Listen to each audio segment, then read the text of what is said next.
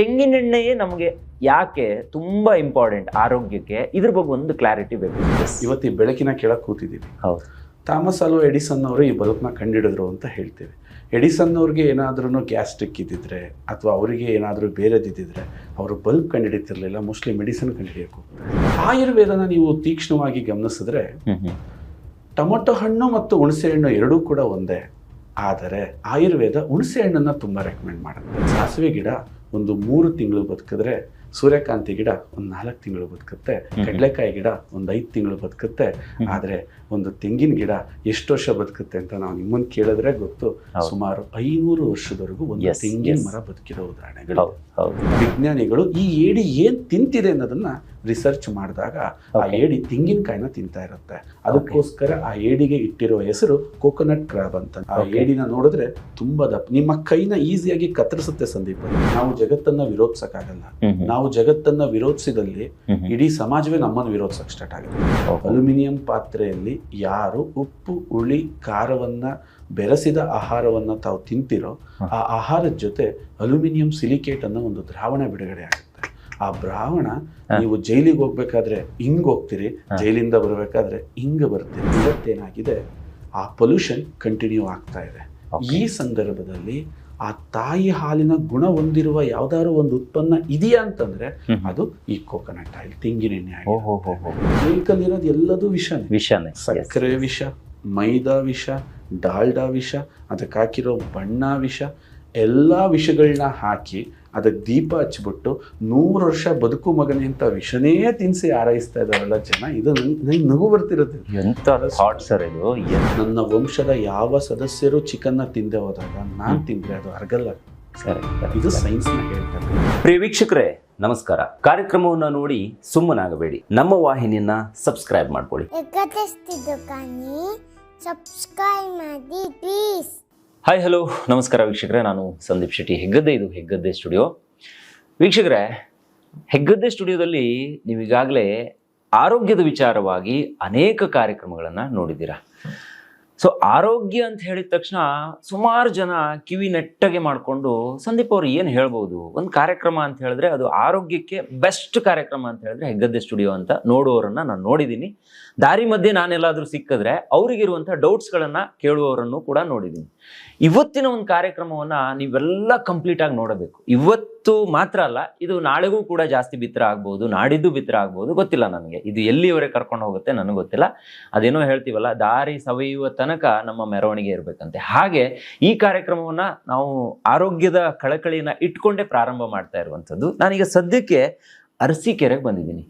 ಅರಸೀಕೆರೆಯಲ್ಲಿ ಬಹಳ ಮುಖ್ಯವಾಗಿ ಎಣ್ಣೆಯ ಬಗ್ಗೆ, ಅಂದರೆ ತೆಂಗಿನೆಣ್ಣೆ, ವರ್ಜಿನ್ ಎಣ್ಣೆ.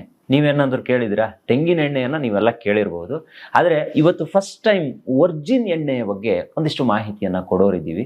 ಸೊ ಈ ಬಗ್ಗೆ ಮಾತಾಡೋದಕ್ಕೆ ನಮ್ಮ ಹೆಗ್ಗದ್ದೆ ಸ್ಟುಡಿಯೋದಲ್ಲಿ ಇವತ್ತು ಎಣ್ಣೆಯ ಬಗ್ಗೆ ಒಂದಿಷ್ಟು ವರ್ಷಗಳಿಂದ ವೈಜ್ಞಾನಿಕವಾಗಿ ವಿಶ್ಲೇಷಣೆಯನ್ನು ಮಾಡಿ ಸಮಾಜದ ಜನರಿಗೆ ಆರೋಗ್ಯ ಎಷ್ಟು ಇಂಪಾರ್ಟೆಂಟ್ ಆಗಿರುತ್ತೆ, ಆರೋಗ್ಯದ ಹಿಂದೆ ಎಣ್ಣೆಯ ಪಾತ್ರ ಎಷ್ಟು ಇರುತ್ತೆ ಅನ್ನೋದ್ರ ಬಗ್ಗೆ ಎಲ್ಲ ಒಂದಿಷ್ಟು ಕೂಲಂಕುಷವಾದ ಮಾಹಿತಿಯನ್ನು ಕೊಟ್ಟು ಪ್ರತಿ ಮನೆಗೂ ಕೂಡ ವರ್ಜಿನ್ ಎಣ್ಣೆಯನ್ನು ತಲುಪಿಸುವ ಜವಾಬ್ದಾರಿಯನ್ನು ಹೊತ್ತಿರುವಂತಹ ಗುರುಲಿಂಗಯ್ಯ ಅವರು ನನ್ನ ಕಾರ್ಯಕ್ರಮದಲ್ಲಿ ಜಾಯ್ನ್ ಆಗಿದ್ದಾರೆ. ಬನ್ನಿ, ನಿಮ್ಮೆಲ್ಲರ ಪರವಾಗಿ ಅವರನ್ನ ಇವತ್ತಿನ ಕಾರ್ಯಕ್ರಮಕ್ಕೆ ಆತ್ಮೀಯವಾದ ಸ್ವಾಗತವನ್ನು ಕೊಡ್ತಾ ಇದ್ದೀನಿ. ಸರ್, ಕಾರ್ಯಕ್ರಮ ನಮಸ್ತೆ ಸರ್. ಬಹಳ ಖುಷಿ ಆಯ್ತು.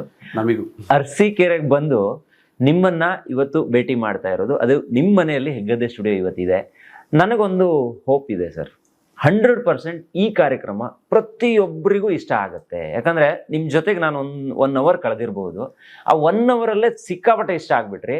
ಆರೋಗ್ಯದ ಬಗ್ಗೆ ನಿಮ್ಗಿರುವ ಮುತುವರ್ಜಿ, ಕಾಳಜಿ ನಿಮ್ಮ ಮನೆಯಲ್ಲಿ ನೋಡಿದ್ರೆ ಗೊತ್ತಾಗುತ್ತೆ ಎಷ್ಟು ಒಳ್ಳೆಯ ನೆಮ್ಮದಿಯ ಆರೋಗ್ಯ ಇರಬೇಕು ಅಂತ. ಅಂದ್ರೆ ಆರೋಗ್ಯ ಅಂದ್ರೆ ದೇಹಕ್ಕೆ ಮಾತ್ರ ಅಲ್ಲ, ಮನಸ್ಸಿಗೂ ಕೂಡ ಆರೋಗ್ಯ ಬೇಕಂತೆ. ಸೊ ಹಾಗಾಗಿ ಇದೆಲ್ಲದ್ರ ಬಗ್ಗೆ ಒಂದಿಷ್ಟು ಮಾತಾಡಬೇಕು. ಅದಕ್ಕೂ ಮುಖ್ಯವಾಗಿ ನೀವು ಈಗ ನನಗೆ ವರ್ಜಿನ್ ಎಣ್ಣೆಯ ಬಗ್ಗೆ ಹೇಳಿದ್ರಿ, ತೆಂಗಿನ ಎಣ್ಣೆಯ ಬಗ್ಗೆ ಹೇಳಿದ್ರಿ. ನಾವೆಲ್ಲ ಕರಾವಳಿಯವರು ಸರ್, ನಾವು ತೆಂಗಿನ ಎಣ್ಣೆಯನ್ನೇ ಜಾಸ್ತಿ ಉಪಯೋಗ ಮಾಡ್ತಿದ್ದಿದ್ದು. ಆದ್ರೆ ಆ ಭಾಗದ ತೆಂಗಿನ ಎಣ್ಣೆಗೂ ಸಿಟಿಯ ಮಂದಿಗೆ ಇಷ್ಟ ಆಗುವಂತ ತೆಂಗಿನ ಎಣ್ಣೆಗೂ ಅಲ್ಲಿರುವಂತ ಆ ಭಾಗದ ಎಣ್ಣೆಯ ಸ್ಮೆಲ್ಗೂ ಇಲ್ಲಿ ತಗೊಳ್ಳುವಂತ ಎಣ್ಣೆಯ ಸ್ಮೆಲ್ಗೆ ಎಲ್ಲೋ ವ್ಯತ್ಯಾಸ ಇದೆ.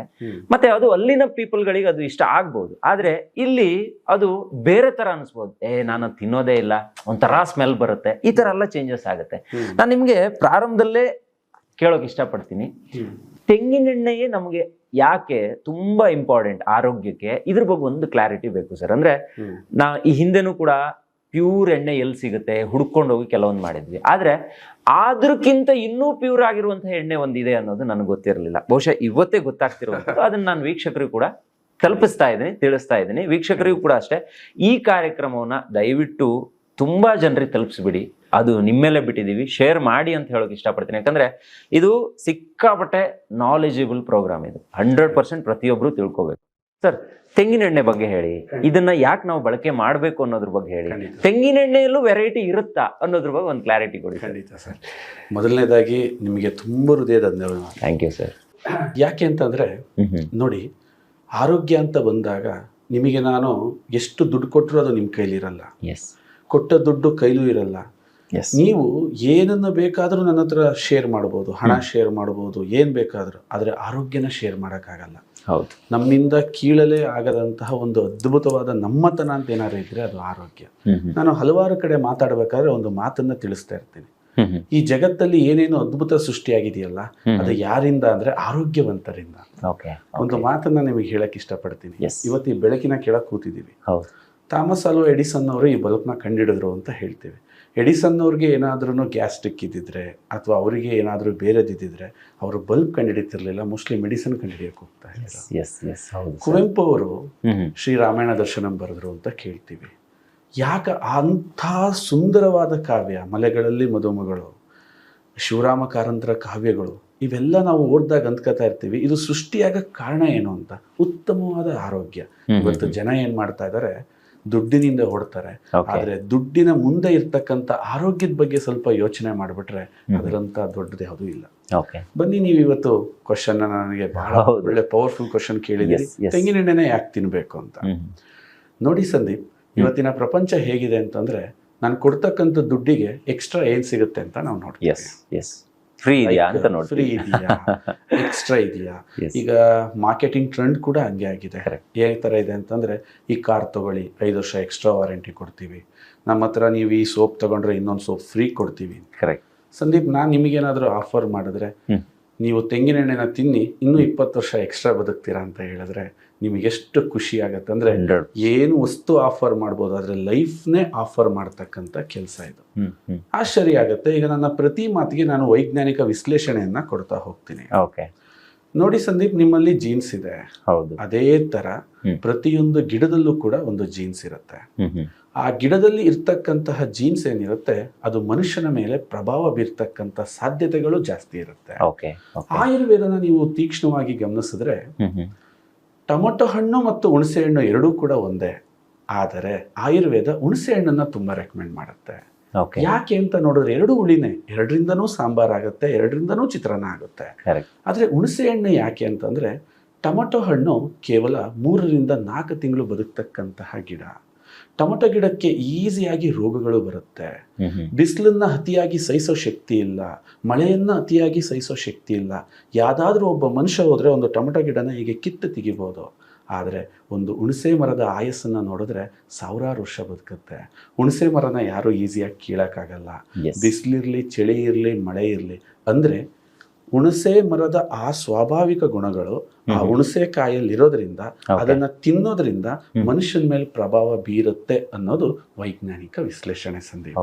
ಈಗ ಬನ್ನಿ, ಎಣ್ಣೆಗಳ ಬಗ್ಗೆ ನಾನು ಸೂರ್ಯಕಾಂತಿ ಎಣ್ಣೆ ಕೆಟ್ಟದ್ದು, ಕಡಲೆಕಾಯಿ ಎಣ್ಣೆ ಕೆಟ್ಟದ್ದು ಅಂತ ಖಂಡಿತ ನಾನು ತಿಳ್ಸಕ್ ಇಷ್ಟಪಡಲ್ಲ. ಯಾಕೆಂದ್ರೆ ಪ್ರತಿಯೊಂದು ಬೆಳೆ ಬೆಳೀತಕ್ಕಂಥ ಬೆಳೆಗಾರರಿದ್ದಾರೆ. ಆದ್ರೆ ಸಾಸಿವೆ ಗಿಡ ಒಂದು 3 ತಿಂಗಳು ಬದುಕಿದ್ರೆ, ಸೂರ್ಯಕಾಂತಿ ಗಿಡ ಒಂದು 4 ತಿಂಗಳು ಬದುಕುತ್ತೆ, ಕಡಲೆಕಾಯಿ ಗಿಡ ಒಂದು 5 ತಿಂಗಳು ಬದುಕುತ್ತೆ. ಆದ್ರೆ ಒಂದು ತೆಂಗಿನ ಗಿಡ ಎಷ್ಟು ವರ್ಷ ಬದುಕುತ್ತೆ ಅಂತ ನಾವು ನಿಮ್ಮನ್ನು ಕೇಳಿದ್ರೆ ಗೊತ್ತು. ಸುಮಾರು 500 ವರ್ಷದವರೆಗೂ ಒಂದು ತೆಂಗಿನ ಮರ ಬದುಕಿರೋ ಉದಾಹರಣೆಗಳು. ಸೊ ತೆಂಗಿನ ಮರದಿಂದ ಇದನ್ನ ತಿನ್ನೋದ್ರಿಂದ ನನ್ನ ಆಯಸ್ಸು ವೃದ್ಧಿ ಆಗುತ್ತೆ ಅನ್ನೋದಕ್ಕೆ ಒಂದು ಜೀವಿ ನಮಗೆ ಬಹಳ ಮಾರ್ಗದರ್ಶನ ಕೊಡುತ್ತೆ. ಇವತ್ತು ವೀಕ್ಷಕರು ಎಲ್ಲರ ಕೈಲೂ ಫೋನ್ ಇರುತ್ತೆ. ಸೊ ಅವ್ರು ಈಸಿಯಾಗಿ ಇದನ್ನ ಸರ್ಚ್ ಮಾಡಿ ಕೂಡ ನೋಡ್ಬೋದು. ನಿಮಗೆ ಏಡಿಗಳು ಗೊತ್ತಿರ್ಬೋದು. ಕರಾವಳಿ ಭಾಗದವರಿಗೆ ಏಡಿ ಒಂದು 100% ಗೊತ್ತಿರುತ್ತೆ. ಅದು ಈಗ ಮಳೆಗಾಲ ಬೇರೆ, ಫಸ್ಟ್ ಮಳೆ ಬಂದ್ರೆ ಏಡಿಗಳು ಜಾಸ್ತಿ ಸಿಗ್ತವೆ. ಏಡಿ 2 ತರ ಇರುತ್ತೆ. ನಮ್ಮಲ್ಲಿ ಗದ್ದೆಗಳಲ್ಲೂ ಕೂಡ ಏಡಿಗಳು ನಮ್ಮ ಕಡೆ ಬರುತ್ತೆ. ಅದರ ದೇಹದ ತೂಕ ಒಂದು 25 ರಿಂದ 30 ಗ್ರಾಮ್ ತೂಕ ಇರುತ್ತೆ. ಸೀಸನ್ ಅಲ್ಲಿ ಒಂದು 2-3 ತಿಂಗಳು ಅಷ್ಟೇ ಅದರ ಲೈಫ್ ಸೈಕಲ್, ಅದು ಮುಗಿದು ಹೋಗುತ್ತೆ. ನಿಮ್ಮಲ್ಲಿ ಸಮುದ್ರ ಏಡಿಗಳು ಅಂತ ಬರ್ತವೆ. ಹೌದು. ಅವು ಸುಮಾರು 1 kg ತೂಗ್ತವೆ. ಹ್ಮ್. ಹತ್ತತ್ರ ಅದರ ದೇಹದ ತೂಕದ ಮೇಲೆ ಅದು 1-2 ವರ್ಷ ಬದುಕುತ್ತೆ. ಪೆಸಿಫಿಕ್ ಕಂಟ್ರಿನಲ್ಲಿ ಒಂದು ಜಾತಿಯ ಏಡಿಗಳು ಕಂಡು ಬರ್ತವೆ. ಆ ಏಡಿಗಳು ತೂಕದಲ್ಲಿ ಒಂದೊಂದು 30 kg ವರೆಗೂ ತೂಗ್ತಿರ್ತವೆ. ಅದರ ಜೀವನ ಸೈಕಲ್ ಅಂತ ಏನ್ ಕರಿತೀವಿ, ಲೈಫ್ ಸೈಕಲ್ ಅಂತ ಏನ್ ಕರಿತೀವಿ, 50 ವರ್ಷದವರೆಗೂ ಬದುಕ್ತಿರುತ್ತೆ ಸಂದೀಪ್. ವಿಜ್ಞಾನಿಗಳಿಗೆ ಆಶ್ಚರ್ಯ ಆಗುತ್ತೆ, ಇದರ ಜಾತಿಯ ಎಲ್ಲಾ ಏಡಿಗಳು ಇಷ್ಟು ಜಲ್ದಿ ತಮ್ಮ ಲೈಫ್ ಅನ್ನ ಮುಗಿಸಿದ್ರೆ ಇದು ಒಂದು ಜಾತಿಯ ಏಡಿ ಯಾಕೆ ಇಷ್ಟು ದಿನ ಬದುಕುತ್ತೆ ಅಂತ ಅಂದಾಗ ವಿಜ್ಞಾನದಲ್ಲಿ ವೆರಿ ಸಿಂಪಲ್. ನೀವು ಯಾವುದು ಚೆನ್ನಾಗಿ ಪರ್ಫಾರ್ಮೆನ್ಸ್ ಮಾಡುತ್ತೋ ಅದ್ರ ಇನ್ಪುಟ್ನ ಚೆಕ್ ಮಾಡ್ತೀವಿ. ನೀವು ಎಷ್ಟು ರ್ಯಾಂಕ್ ಕೊಡೋದ್ರಿ ಅಂದ್ರೆ ಯಾವ ಸ್ಕೂಲ್ ಅಂತ ಚೆಕ್ ಮಾಡ್ತೀವಿ. ಹೌದು. ಈ ಮೊಬೈಲ್ ತುಂಬಾ ಚೆನ್ನಾಗಿ ಚಾರ್ಜ್ ಆಗುತ್ತೆ, ಯಾವ ಕರೆಂಟ್. ಬೈಕ್ ಚೆನ್ನಾಗಿ ಮೈಲೇಜ್ ಬರುತ್ತೆ ಅಂದ್ರೆ ಯಾವ ಪೆಟ್ರೋಲ್. ಸಿಂಪಲ್. ಅದೇ ತರ ವಿಜ್ಞಾನದಲ್ಲಿ ವಿಜ್ಞಾನಿಗಳು ಈ ಏಡಿ ಏನ್ ತಿಂತಿದೆ ಅನ್ನೋದನ್ನ ರಿಸರ್ಚ್ ಮಾಡಿದಾಗ ಆ ಏಡಿ ತೆಂಗಿನಕಾಯಿನ ತಿಂತಾ ಇರುತ್ತೆ. ಅದಕ್ಕೋಸ್ಕರ ಆ ಏಡಿಗೆ ಇಟ್ಟಿರೋ ಹೆಸರು ಕೋಕೋನಟ್ ಕ್ರಾಬ್ ಅಂತ. ನೀವು ಗೂಗಲ್ ಮಾಡಿ ನೋಡಿ, ಆ ಏಡಿನ ನೋಡಿದ್ರೆ ತುಂಬಾ ದಪ್ಪ, ನಿಮ್ಮ ಕೈನ ಈಸಿಯಾಗಿ ಕತ್ತರಿಸುತ್ತೆ ಸಂದೀಪ್. ಅದು ಅಂತ ಸ್ಟ್ರಾಂಗ್ ಕೊಂಡಿಗಳು. ಅದು ಎಂತ ಬುದ್ಧಿವಂತ ಏಡಿ ಅಂದ್ರೆ ತೆಂಗಿನಕಾಯಿನ ತಿನ್ಲಿಕ್ಕೆ ತೆಂಗಿನ ಮರದಿಂದ ಕಾಯಿನ ಕಿತ್ತು ಕೆಳಗಾಕತ್ತೆ. ಅದು ಒಡೆಯ ತನಕ ಮೇಲಿಂದ ಕೆಳಗಾಕಿ ಆ ತೆಂಗಿನಕಾಯಿನ ತಿನ್ನುತ್ತೆ. ಆ ಬುದ್ಧಿವಂತಿಕೆ ಅದೆಲ್ಲದೂ ಕೂಡ ತೆಂಗಿನಕಾಯಿಯಿಂದ ಬಂದಿದೆ ಅನ್ನೋದು ಒಂದು ವಾದ. ಇದರ ಜೊತೆಗೆ ವೈಜ್ಞಾನಿಕ ವಿಶ್ಲೇಷಣೆಗಳನ್ನ ನಾನು ತಿಳಿಸಕ್ಕೆ ಇಷ್ಟಪಡ್ತೀನಿ. ಸೊ ನಮ್ಮ ದೇಶದಲ್ಲಿ ಅತ್ಯಂತ ಹೆಚ್ಚು ದೀರ್ಘಾಯುಷಿಗಳಿರುವ ರಾಜ್ಯ ಯಾವುದು ಅಂತ ನೀವು ಕೇಳಿದ್ರೆ ಅದು ಕೇರಳ.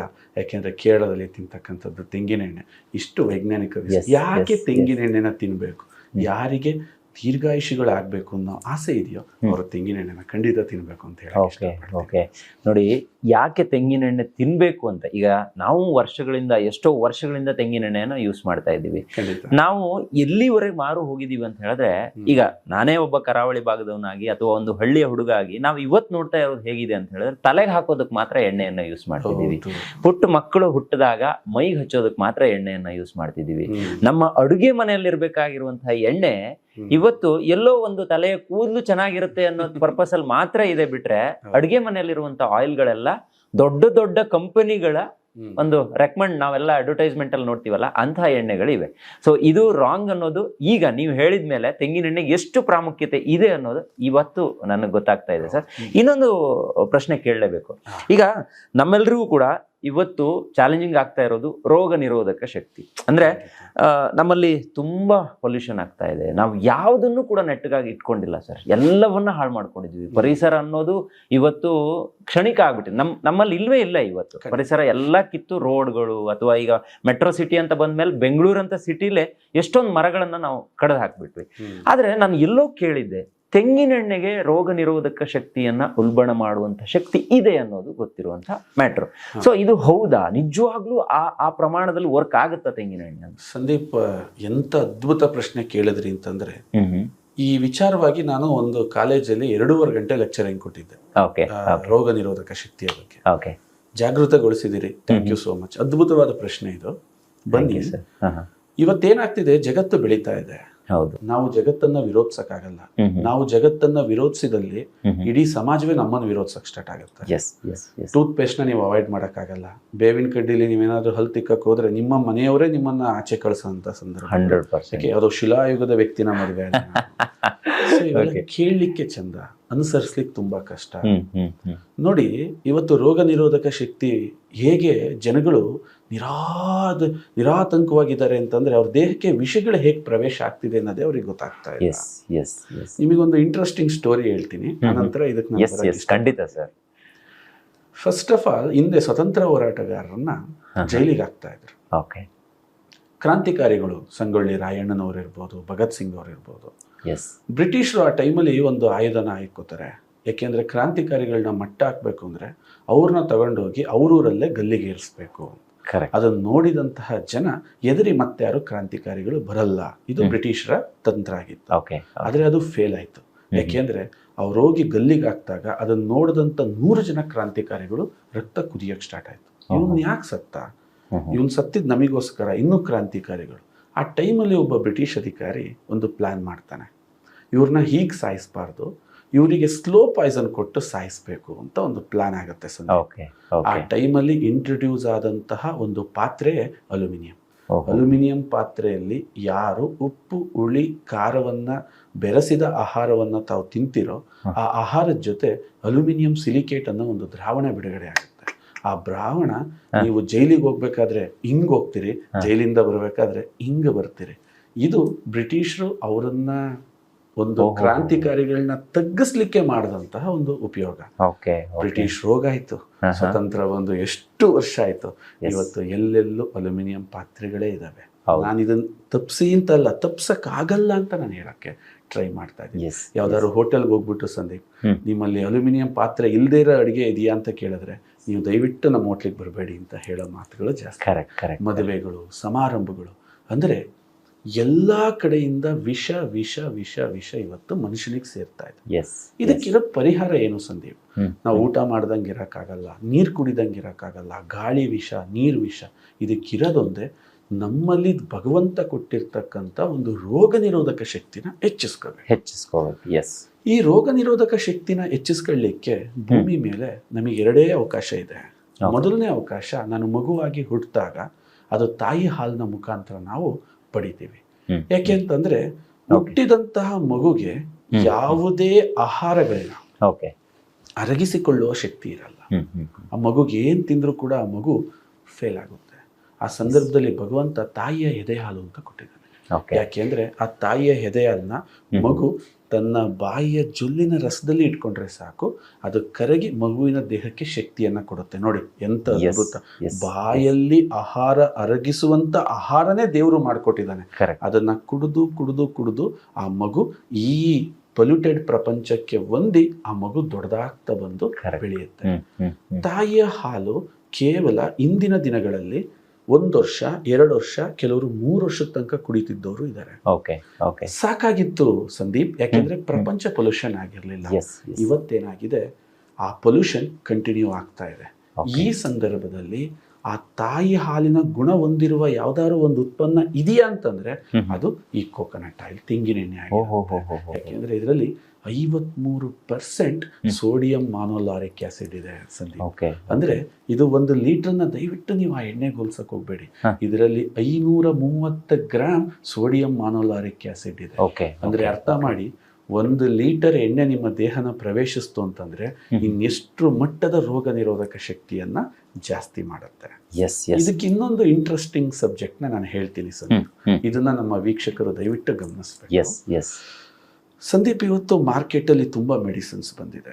ನಾನು ಯಾವ ಮೆಡಿಸಿನ್ಸ್ನೂ ವಿರೋಧಿಸಲ್ಲ, ಆದ್ರೆ ನಾನು ವೈಜ್ಞಾನಿಕವಾಗಿ ಕೆಲವು ಪ್ರಶ್ನೆಗಳು ಕೇಳ್ತೀನಿ, ಆ ಪ್ರಶ್ನೆಗೆ ಉತ್ತರ ಕೊಡಿ ಅಂತ ಹೇಳ್ತೀನಿ. ನಿಮ್ಮ ಕಾರ್ಯಕ್ರಮನ ಸುಮಾರು ಜನ ಡಾಕ್ಟರ್ಸ್ ಕೂಡ ನೋಡ್ತಿರ್ಬೋದು. ನಾನು ತುಂಬಾ ಖುಷಿ ಪಡ್ತೀನಿ. ಯಾಕೆಂದ್ರೆ ವೈದ್ಯರಲ್ಲೂ ಕೂಡ ಇವತ್ತು ಎಷ್ಟು ಪ್ರಜ್ಞಾವಂತ ವೈದ್ಯರು ಬರ್ತಾ ಇದ್ದಾರೆ ಅಂತಂದ್ರೆ I am really proud of. ಅಂದ್ರೆ ಎಲ್ಲಿ ಈ ಅಂಧಕಾರ ಸಂಭವಿಸುತ್ತೋ ಅಲ್ಲಿ ಶ್ರೀಕೃಷ್ಣ ನಾನೇ ಮತ್ತೆ ವಾಪಸ್ ಹುಟ್ಟು ಬರ್ತೀನಿ ಅಂತ ಹೇಳ್ತಾರೋ, ಹಂಗೆ ಇವತ್ತು ಎಷ್ಟೋ ಜನ ಡಾಕ್ಟರ್ ಸ್ವಯಂ ಪ್ರೇರಿತವಾಗಿ ಇದನ್ನ ಟೀಚ್ ಮಾಡ್ತಾ ಇದ್ದಾರೆ. It's really proud moment. ಈ ಮೂಮೆಂಟ್ ನಾನು ಪ್ರೌಡ್ ಮೂಮೆಂಟ್ ಅಂತ ಹೇಳಕ್ ಇಷ್ಟಪಡ್ತೀನಿ. ಇದೇ 20 ವರ್ಷದಿಂದ ಡಾಕ್ಟರ್ಗಳಿಗೆ ಮಾತಾಡ್ತಾ ಇರ್ಲಿಲ್ಲ. ಸಂದೀಪ್, ಯಾವುದೇ ಆಹಾರ ನಿಮ್ಮ ದೇಹದಲ್ಲಿ ಅರಗಬೇಕು ಅಂತಂದ್ರೆ ಅದು ನಿಮ್ಮ ಜೆನೆಟಿಕಲಿ ಡಿಸೈಡ್ ಆಗಿರುತ್ತೆ. ಫಸ್ಟ್ ಅರ್ಥ ಮಾಡ್ಕೊಳ್ಳಿ. ಅರ್ಥ ಆಗಂಗೆ ಹೇಳ್ತೀನಿ, ವೀಕ್ಷಕರು ಕನ್ಫ್ಯೂಸ್ ಆಗ್ಬಾರ್ದು. ಜೆನೆಟಿಕಲಿ ಅಂದ್ರೆ ಏನು ನೋಡಿ ಸಂದೀಪ್, ನಾನು ನಿಮಗೊಂದು ಕಡೆ ಕೇಕ್ ಇಡ್ತೀನಿ, ಇನ್ನೊಂದು ಕಡೆ ಒಂದು ನಿಮ್ಮ ಕರಾವಳಿಯ ಭಾಗದ ಒಂದು ಸ್ವೀಟ್ ಗೋಧಿ ಪಾಯಸ ಏನೋ ನಮ್ಮ ಪೂರ್ತಿ ಆಕರ್ಷಣೆ ಕೇಕ್ ಕಡೆಗೆ ಹೋಗುತ್ತೆ. ಯಾಕೆ? ನೋಡ್ಲಿಕ್ಕೆ ಚೆನ್ನಾಗಿದೆ, ಕ್ರೀಮಿ ಆಗಿದೆ, ಟೇಸ್ಟಿ ಆಗಿದೆ. ತಗೊಂಡು ಕೇಕ್ನ ಬಾಯಿಗೆ ಇಡ್ತೀರಾ, ಇಟ್ಟ 10 ನಿಮಿಷದಲ್ಲೇ ನಿಮ್ಮ ಹೊಟ್ಟೆ ನುಲಿಯಕ್ಕೆ ಸ್ಟಾರ್ಟ್ ಆಗುತ್ತೆ. ಇನ್ನ ಅರ್ಧ ಗಂಟೆ ಬಿಟ್ಟು ಇನ್ನೊಂದು ಪೀಸ್ ಕೇಕ್ನ ನಿಮಗೆ ರೆಕಮೆಂಡ್ ಮಾಡಿದ್ರೆ ನೀವು ಅದನ್ನು ತಿನ್ನಲ್ಲ. ಅಕಸ್ಮಾತ್ ತಿಂದ್ರೂ ಕೂಡ ನಿಮಗದು ಹೆರಿಟೇಟ್ ಆಗುತ್ತೆ. ಇನ್ನೊಂದು ಗಂಟೆ ಬಿಟ್ಟು ಇನ್ನೊಂದು ಪೀಸ್ ಕೇಕ್ನ ಕೊಟ್ರಿ ಅಂತಂದ್ರೆ ನೀವು ವಾಮಿಟ್ನೇ ಮಾಡ್ತೀರಾ. ಅಬ್ಸರ್ವ್ ಮಾಡಿ. ಇದು ಪಿಜ್ಜಾ ಆಗಿರ್ಬೋದು, ಬರ್ಗರ್ ಆಗಿರ್ಬೋದು, ಇವತ್ತಿನ ಆಧುನಿಕ ಪ್ರತಿಯೊಂದು ಫುಡ್ಗಳನ್ನು ನಮ್ಮ ದೇಹ ಒಂದ್ಸರಿ ಆಸೆಲ್ ತಿಂತೀರಿ, ಮತ್ತೆ ರಿಪೀಟ್ ತಿನ್ನಕ್ಕಾಗಲ್ಲ. ಅದೇ ಗೋಧಿ ಪಾಯಸನ ತಿನ್ನಿ, ನಿಮ್ಗೇನೂ ಆಗಲ್ಲ. ಅದೇ ಅನ್ನ ಸಾರನ್ನ ನೀವು 3 ಹೊತ್ತು ತಿಂತೀರಾ, ಏನೂ ಆಗಲ್ಲ. ಯಾಕೆ ಗೊತ್ತಾ ಸಂದೀಪ್? ನಿಮ್ಮ ಯಾವ ಆಹಾರವನ್ನು ತಿಂದರೆ ಆ ಆಹಾರ ಅರಗಲಿಕ್ಕೆ ಅದಕ್ಕೆ ಬೇಕಾದಂಥ ಡೈಜೆಸ್ಟಿವ್ ಜ್ಯೂಸ್ನ ಜನರೇಟ್ ಮಾಡೋದು ನಿಮ್ಮ ಲಿವರ್. ಎಸ್ ಅದು ನಿಮ್ಮ ಜೆನೆಟಿಕಲಿ ಬಂದಿರುತ್ತೆ. ಕರೆಕ್ಟ್. ಆ ನಿಮ್ಮ ಜೆನೆಟಿಕಲಿ ಇಲ್ಲದೆ ಇರೋ ಆಹಾರನ ನೀವು ತಿಂದಾಗ ಆ ಆಹಾರಕ್ಕೆ ಯಾವುದೇ ಜ್ಯೂಸ್ನ ಉತ್ಪತ್ತಿ ಮಾಡದಲ್ಲೇ ನಿಮ್ಮ ಲಿವರ್ ಕನ್ಫ್ಯೂಸ್ ಆಗುತ್ತೆ. ಇದನ್ನ ಜನ ಅರ್ಥ ಮಾಡ್ಕೋಬೇಕು. ನನಗೆ ನಗು ಬರ್ತಿರುತ್ತೆ ಸಂದೀಪ್, ಇವತ್ತೆಷ್ಟು ಸೆಲೆಬ್ರೇಷನ್ಗಳಾಗ್ತಾ ಇದ್ದಾವೆ, ವಿಚಿತ್ರ ಕೇಕ್ಗಳು. ನನಗೆ ಆಶ್ಚರ್ಯ ಆಗ್ತಿರುತ್ತೆ, 3 ವಿಷ, ಅದರ ಕೇಕಲ್ಲಿರೋದು ಎಲ್ಲದೂ ವಿಷನೇ. ಸಕ್ಕರೆ ವಿಷ, ಮೈದಾ ವಿಷ, ಡಾಲ್ಡಾ ವಿಷ, ಅದಕ್ಕೆ ಹಾಕಿರೋ ಬಣ್ಣ ವಿಷ, ಎಲ್ಲ ವಿಷಗಳನ್ನ ಹಾಕಿ ಅದಕ್ಕೆ ದೀಪ ಹಚ್ಬಿಟ್ಟು 100 ವರ್ಷ ಬದುಕು ಮಗನೇ ಅಂತ ವಿಷನೇ ತಿನ್ಸಿ ಆರೈಸ್ತಾ ಇದ್ದಾರಲ್ಲ ಜನ. ಇದು ನನಗೆ ನಗು ಬರ್ತಿರುತ್ತೆ. ಫಸ್ಟ್ ಆಫ್ ಆಲ್ ನಾನು ಕೇಕ್ ತಿನ್ನಲ್ಲ, ನನಗೆ ಯಾರು ಕೇಕ್ ತಿನ್ಸಕ್ಕಾಗಲ್ಲ. ನನ್ನ ಬರ್ಡೇ ಸಿಂಪಲ್ ಆಗಿ ಮಾಡಿ, ಯಾಕೆಂತಂದ್ರೆ ಜನ್ಮದಿನ ಅಂತ ನಗು ಬರುತ್ತೆ ನನಗೆ. ಎಲ್ಲಿ ನೋಡು ಕೇಕ್, ಯಾವ್ದು ನೋಡು ಕೇಕ್. ಮಾಡರ್ನ್ ಟಚ್ ಆಗ್ಬಿಟ್ಟಿದೆಯಲ್ಲ, ಸೊ ಕೇಕ್ ಬಂದಿಲ್ಲ ಅಂದ್ರೆ ಬರ್ಡೇ ಅನ್ನೋದೇ ಕಂಪ್ಲೀಟ್ ಅಲ್ವೇನೋ ಅನ್ನೋ ತರ ಆಗಿದೆ. ಹಿಂದಿನ ಕಾಲದಲ್ಲಿ ಒಂದು ಆರತಿ ಇತ್ತು, ಅವರು ಎಸ್ ಆ ನೀರನ್ನ ತಗೊಂಡು ಅದನ್ನ ಈ ಕಾರ್ಯಕ್ರಮಕ್ಕಲ್ಲ ಅದು, ಬಟ್ ಅದ್ರ ಬಗ್ಗೆ ನಾವು ಹೇಳಿದ್ರೆ ಎಷ್ಟು ಎನರ್ಜಿನ ಅವನಲ್ಲಿ ಸೇರಿಸ್ತಾ ಇದ್ರು. ನಮ್ಮ ಪ್ರತಿಯೊಂದು ಪರಂಪರೆಯ ಕಾರ್ಯಕ್ರಮಗಳನ್ನ ನಾವು ನೋಡಿದ್ರೆ. ಬಟ್ ಈಗಿನ ಜನ, ನಿಮ್ಮ ಪ್ರಯತ್ನ ಏನಿರಬೇಕು ಸಂದೀಪ್ ಅಂದ್ರೆ ಅಲ್ಲಿ ವಾಪಸ್ ಕರ್ಕೊಬರೋ ತರ ಇರಬೇಕು. ಈ ಉಚ್ಚಾಟನ ತಪ್ಪಿಸ್ಬೇಕು. ಆ ವಿಷವನ್ನ ತಿನ್ಸಿ ಏನೂ ಮಾಡೋಕ್ಕಾಗಲ್ಲ. ಸಂದೀಪ್, ಈ ತರ ಇರ್ತಕ್ಕಂಥ ನಮ್ಮ ಡೈಜೆಸ್ಟಿವ್ ಸಿಸ್ಟಮ್ಗೆ ಇವತ್ತು ಏನು ಜನ ಹ್ಯೂಮನ್ ಸಿಸ್ಟಮ್ಗೋಸ್ಕರ ಮಾಡ್ರನ್ ಪ್ರೋಟೀನ್ ಪೌಡರ್ಗಳು ಏನೇನು ವಿಚಿತ್ರವನ್ನ ತಿಂತಾ ಇದ್ದಾರೆ, ಸಾಧ್ಯನೇ ಇಲ್ಲ ಸಂದೀಪ್. ನಿಮ್ಮ ಲಿವರ್ಗೆನೆ ಅದೊಂದು ಸರ್ಪ್ರೈಸ್ ಆಗಿರುತ್ತೆ, ಯಾಕೆಂದ್ರೆ ಆ ವಸ್ತು ಪರಿಚಯನೇ ಇಲ್ಲ. ನಿಮಗೊಂದು ಸೂಕ್ಷ್ಮವಾಗಿ ಒಂದು ಮಾತು ಹೇಳ್ತೀನಿ. ವೆಜಿಟೇರಿಯನ್ ಆಗಿದ್ದಂಥವ್ರು ಮಧ್ಯದಲ್ಲಿ ನಾನ್ ವೆಜಿಟೇರಿಯನ್ ಆಗ್ತಾರೆ. ನಾನು ಇಲ್ಲಿ ವೆಜ್ ತಪ್ಪು ನಾನ್ ವೆಜ್ ತಪ್ಪು ಮಾತಾಡಲ್ಲ, ಅದು ಅವರವರ ಕ್ರಮಕ್ಕೆ ಎರಡೂ ಸರಿನೇ. ಆದರೆ ಅವನಿಗೆ ಸ್ವಲ್ಪ ಆರೋಗ್ಯ ಕೆಡ್ತದೆ, ಕೆಟ್ಟಾಗ ದೇವ್ರ ಶಾಪ ಕೊಟ್ಟ ಅಂತೀವಿ. ಅದು ದೇವ್ರ ಶಾಪ ಕೊಡೋದಲ್ಲ ಸಂದೀಪ್. ನಾನೀಗ ವೆಜಿಟೇರಿಯನ್ ಇದ್ದೀನಿ, ಚಿಕನ್ನ ಅರಗಿಸೋ ಶಕ್ತಿ ನನ್ನ ಲಿವರ್ಗೆ ಖಂಡಿತ ಇಲ್ಲ. ಯಾಕೆಂದ್ರೆ ನನ್ನ ತಾತ, ನಮ್ಮ ಮುತ್ತಾತ, ನನ್ನ ವಂಶದ ಯಾವ ಸದಸ್ಯರು ಚಿಕನ್ನ ತಿಂದೆ ಹೋದಾಗ ನಾನು ತಿಂದ್ರೆ ಅದು ಅರಗಲ್ಲ. ಇದು ಸೈನ್ಸ್ನ ಹೇಳ್ತಕ್ಕಂಥ. ಹಾಗಾಗಿ ಅಮೇರಿಕಾದ ಫುಡ್ಡು ಇಂಡಿಯಾದವ್ರಿಗೆ ಅಡ್ಜಸ್ಟ್ ಆಗಲ್ಲ, ಇಂಡಿಯಾದ ಫುಡ್ಡು ಅಮೇರಿಕಾದವ್ರಿಗೆ ಅಡ್ಜಸ್ಟ್ ಆಗಲ್ಲ. ಇಂಥ ಸಿಚುವೇಶನ್ ಅಲ್ಲಿ ಹುಚ್ಚು ಮೆಡಿಸನ್ಗಳನ್ನ ಜನ ತಿಂತಾ ಇದಾರಲ್ಲ, ತಿಂದು 1 ವರ್ಷಕ್ಕೆ ಸುಸ್ತಾಗ್ತಾರೆ. ನೀವು ಕೇಳಿರ್ಬೋದು, ಫೀಲ್ಡಲ್ಲಿ ನಾನಾ ಥರದ ಪ್ರಯತ್ನ ಪಡ್ತಾರೆ. ಇದರೊಳಗೆಲ್ಲ ತೆಂಗಿನೆಣ್ಣೆ ಹೆಂಗ್ ಉತ್ತರ ಆಗುತ್ತೆ ಅಂದ್ರೆ ಸಂದೀಪ್, ಇದರಲ್ಲಿ ಸೋಡಿಯಂ ಮಾನೋಲಾರಿಕ್ ಆಸಿಡ್ ಅನ್ನೋ ಒಂದು ಅಂಶ ಇದೆ. ನಿಮ್ಮಲ್ಲಿ ಒಂದು ಅಮೃತ ನೀವು ಸೃಷ್ಟಿ ಮಾಡ್ತಾ ಇದ್ದೀರಾ, ಅದೇ ನಿಮ್ಮ ಸಲೈವ, ನಮ್ಮ ಬಾಯಲ್ಲಿ ಜೊಲ್ಲು, ಅದು ಅಮೃತಕ್ಕೆ ಸಮಾನ. ನಿಮ್ಮ ದೇಹದ ಪ್ರತಿಯೊಂದು ಪ್ರಾಬ್ಲಮ್, ಈಗ ಸಂದೀಪ್ ನಾನು ನಿಮ್ಮ ಕಾಲ್ನ ಚಿವುಡ್ತೇನೆ, ಬಾಯಲ್ಲೇ ಹೇಳ್ತಿರಲ್ವಾ ಕಾಲ್ ನೋಯ್ತಿದೆ. ನಿಮ್ಮ ಕೈಯನ್ನ ಚಿವುಡ್ತೇನೆ, ಬಾಯಲ್ಲೇ ಹೇಳ್ತಿರಲ್ವಾ ನಂದು. ನಿಮ್ಮ ತಲೆಯನ್ನ ಕೀಳ್ತೇನೆ, ನೀವು ಬಾಯಲ್ಲೇ ಹೇಳ್ತಿರಲ್ವಾ. ನಿಮ್ಮ ಬೆನ್ನಿಗೆ ನೋವು ಆಗ್ತದೆ, ಬಾಯಲ್ಲೇ ಹೇಳ್ತಿರಲ್ವಾ. ನಿಮ್ಮ ಬಾಯಿ ಹೇಗೆ ಕಮ್ಯುನಿಕೇಟರೋ ಅದೇ ತರ ನಿಮ್ಮ ಬಾಯಲ್ಲಿರುವ ಜೊಲ್ಲು ಕೂಡ ನಿಮ್ಮ ದೇಹದ ಪ್ರತಿಯೊಂದು ನೋವಿನ ಕಮ್ಯುನಿಕೇಟರ್. ಈ ಅಮೃತವನ್ನ ಯಾವಾಗ ನೀವು ಬಾಯಲ್ಲಿ ಹಾಕ್ತೀರಾ, ಅದನ್ನ 10 ನಿಮಿಷ ಇಡ್ತೀರಿ. ಜಸ್ಟ್ ಒಂದು 10 ಸೆಕೆಂಡ್ ಅಥವಾ 1 ನಿಮಿಷ ನೀವು ಅದನ್ನ ಬಾಯಲ್ಲಿ ಇಡಬೇಕು. ಇಟ್ಟಾಗ ಇದು ನಿಮ್ಮ ಜೊಲ್ಲಿನ ಜೊತೆ ಬೆರೆತು ಸೋಡಿಯಂ ಮಾನೋಲಾರಿನ್ ಆಗಿ ಪರಿವರ್ತನೆ ಹೊಂದುತ್ತೆ. ಅದು ಮನುಷ್ಯನ ದೇಹದಲ್ಲಿ ರೋಗ ನಿರೋಧಕ ಶಕ್ತಿ ಕಟ್ಟುವ ಇಟ್ಟಿಗೆ. ಇಷ್ಟ ಅರ್ಥ ಮಾಡ್ಕೊಳ್ಳಿ. ಇದು 10 ನಿಮಿಷದಲ್ಲಿ ನಿಮ್ಮ ದೇಹದ ಎಲ್ಲಾ ಭಾಗಕ್ಕೆ ಸ್ಪ್ರೆಡ್ ಆಗುತ್ತೆ. ಇದು ಕರಳಿಗೆ ಹೋಗುವ, ಅಲ್ಲಿ ಡೈಜೆಷನ್ ಆಗಿ ನಿಮ್ಮ ದೇಹಕ್ಕೆ ತಲುಪುವ ಯಾವುದೇ ಅವಶ್ಯಕತೆ ಇಲ್ಲಿ ಬೀಳೋದಿಲ್ಲ. ಅಂತ ಅಮೃತ ಈ ತೆಂಗಿನ ಎಣ್ಣೆ ಅಂತ ಹೇಳಕ್ಕೆ.